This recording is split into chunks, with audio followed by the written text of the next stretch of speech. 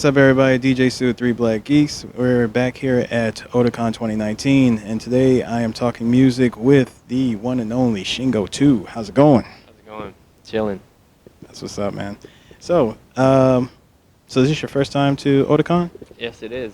Yeah, I've been to DC a couple times before, or a few times, and this past spring was the first time I performed properly in a venue at U Street Music Hall. Like I'd been here at a Cherry Blossom Festival several years ago before that, and Otakon was my first experience. It was amazing.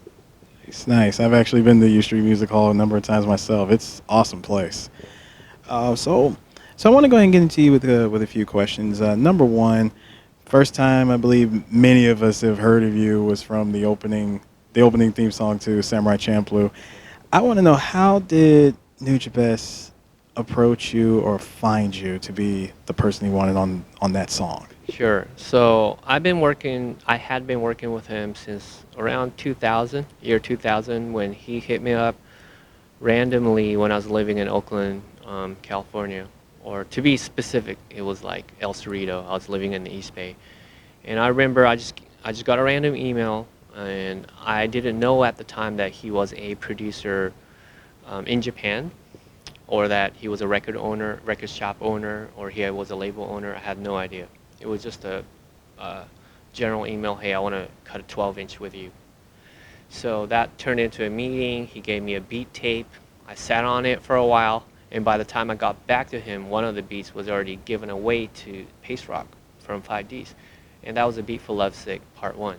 But since I had a working relationship with Pace Rock separately from Nujabes, and I had done shows with him and whatnot, recorded songs for him, so he was gracious enough to say, hey, if you really want it that bad, you can take it. And that kind of led me to work with Nujabes for the first time. And then Part 1 led to Part 2, and by the time we were working on Part 3, I remember he approached me, hey, do you want to do this song for an anime? And that was around 2003. Nice. So, after you recorded that song, you stuck around and you continued to produce more tracks with Nujabes. Mm-hmm. That's right.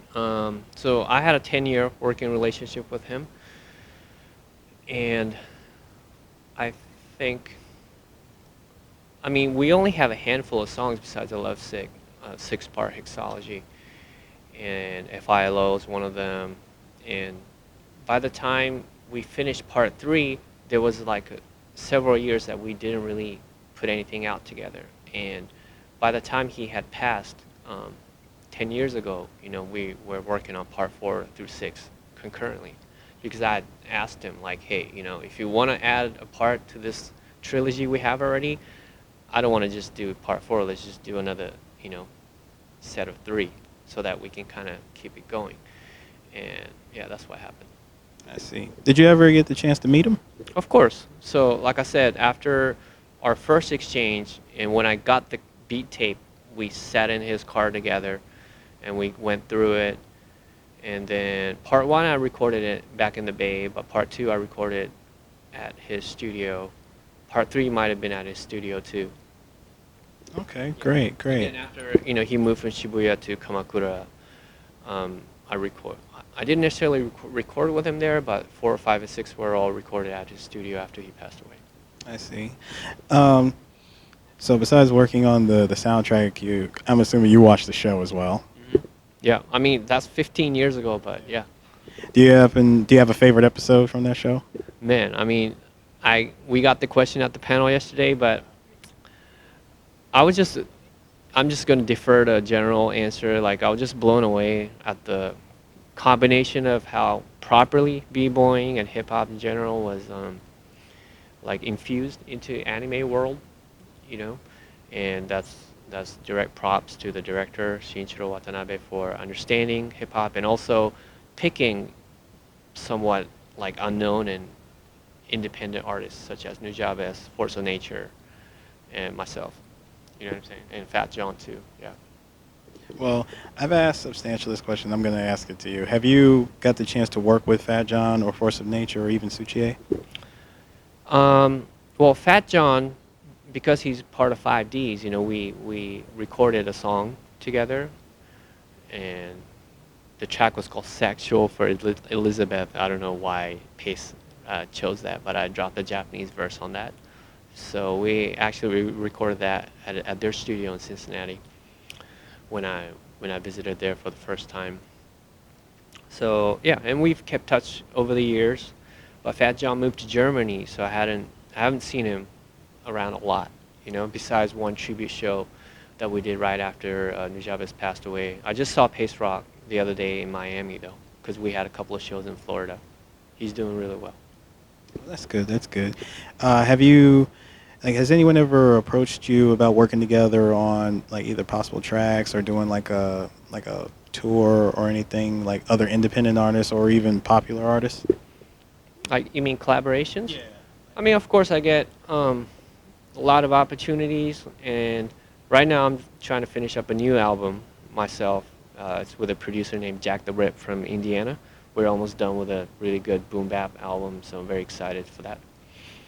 It's awesome. And then besides that, we do an annual spring tour with my band from Hawaii, the Chihus. So that tour is growing every year, and that's what brought us to Washington the last time too. And yeah, it's been amazing, because you already feel that a lot of the kids that come to our shows, they see us for the first time. So we can't forget that fact, you know what I'm saying? That you really have to bring it. Like they're just seeing those songs live for the first time ever. Yeah. Great.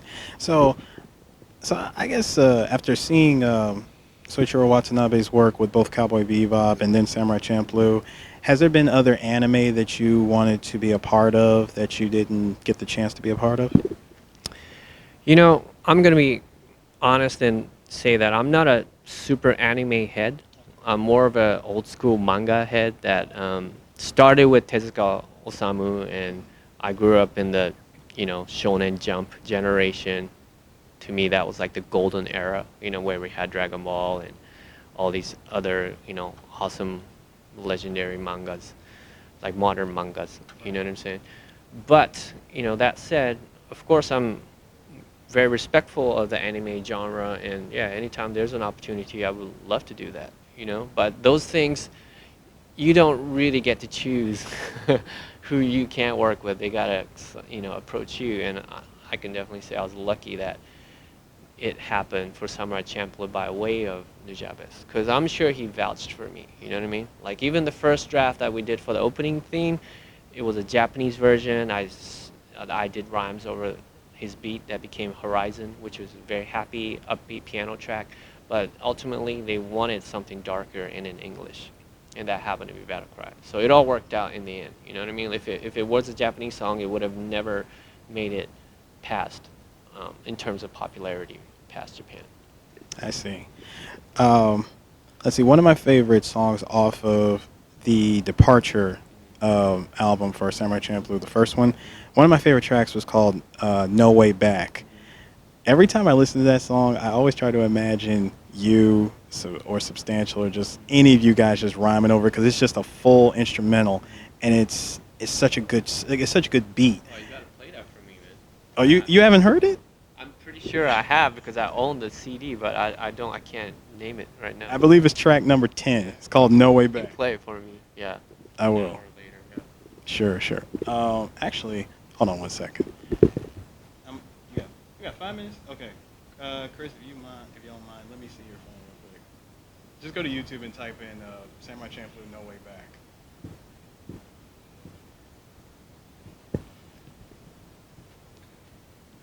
Because I always wondered why, like, was that Nujabes' intention was just to make that just make the beat, Well, put it out. first of all, we talked about this throughout the week too.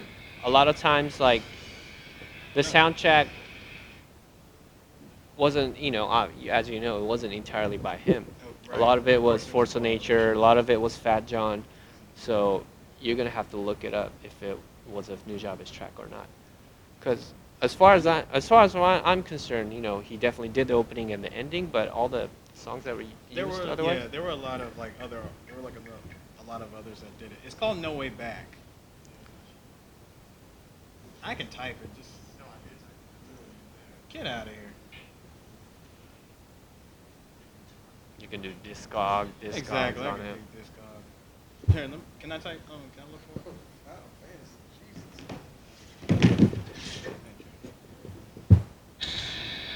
Why would it?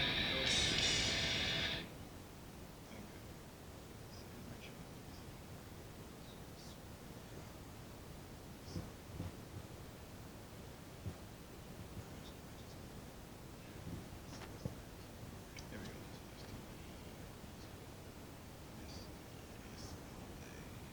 There it is. This one. Oh, no wonder.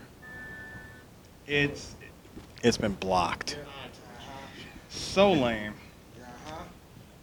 Alrighty. Well, there's six. Or what about the 624 part one? Well, play for me. Sure. I haven't even listened to it in a while, so. I don't remember nobody rapping on that No one did. It's just instrumental. song. I was gonna say, Because Departure is honestly like my favorite. Is Like, this out of Nujabes too? That's what it's listed this as. one, and This I know this sounds. This sounds like. I think that was Savannah Fat, no, John Fat Fat John, yeah. Yeah, I know I him think with that, Fat John. I know there was like, I think the second CD was a competition. Like, I think both Yeah, of them it did one was. track together. And then like the third one, I think was like more Force of Nature and Too Chill. Yeah, it was. It's but it was Tsuchi actually. Tsuchi. Yeah, That was Tsuchi. one of my- There's no E. Okay. Tsuchi. So there's no A, like you know. No, Tsuchi. Okay. I had a friend in Japan who was Mhm. you actually say Yeah, like Tokie or something, Yeah. right? No, it's Tsuchi. Oh, cool. Yeah, dope. Yeah. That is a good one though. Yeah, it's nice. Um, so I guess being in like being in both the States and in Japan, like which has felt more like home for you? Well, at this point, I've been living in the States for almost 30 years, and I've definitely been out of Japan way longer than you know, than I have been in Japan. So I definitely feel not just United States in particular, but I enjoy environments that are multicultural as opposed to just having more predominant one culture, or one language for that matter. And right now I'm in Honolulu, and it's very multicultural. There's a lot of history in terms of native Hawaiians, Polynesian culture, and of course a lot of immigrant culture. So I love it. It's great, awesome. I guess my last question for you would be, hmm, if if well, of course you are. I'm pretty sure you would, but if you had a chance to talk to Nujabes like one more time, like what would be the first thing you'd say to him? I mean, that's a tough question, man. And I'll tell you what, the last thing I said to him was really, I just told him to keep jamming.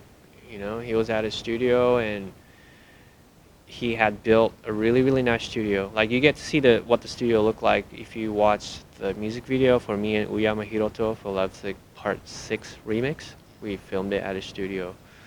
And the last scene, that captures his working station with the spotlight, that still moves me when I watch it. It moved me when we filmed it too. And the last thing, I told him was just keep working on music because in fact, at that time, I don't really say this to a lot of people, but he was kind of in a slump, and we talked about a lot of stuff, like how to stay original and how to keep things creative. And I told him, dude, just invite people and jam. You don't even have to put this stuff out. You have a nice studio, you got samplers, you got records, you got, a piano sitting there, you got, you know, bongos and all sorts of stuff. Just like jam it out, and it's like exercising. You don't necessarily need to have an agenda. Oh, I need to put this out or put a lot of pressure on yourself. Yeah, and I would definitely say the same thing right now. Just musician to musician, Yeah. That's great, man. It's good, like kind words, man. I love it. Well, listen, we really appreciate you coming out here to take the chance to talk to us. We're definitely glad that I got a chance to meet you finally. So, yeah, hope you enjoyed the con and take care, man. Yeah. Same here. Yeah. So.